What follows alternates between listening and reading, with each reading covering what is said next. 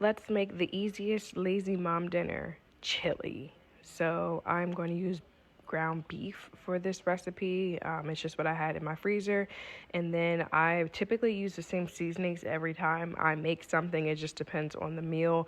Like I added chili powder here, and I don't normally use chili powder, but onion powder, garlic powder, seasonal, paprika, those are my staples in my house.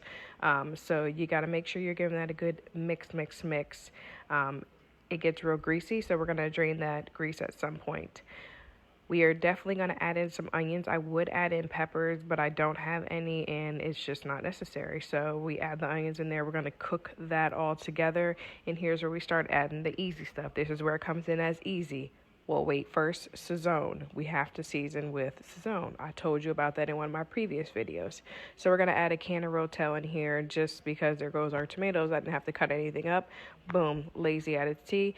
I use the Hormel chili because it has beans in it and I don't put beans in my chili, so I get a 2-for-1. There is the chili seasoning packet that I'm going to use. I use majority of it there, but I'm going to use it again later on.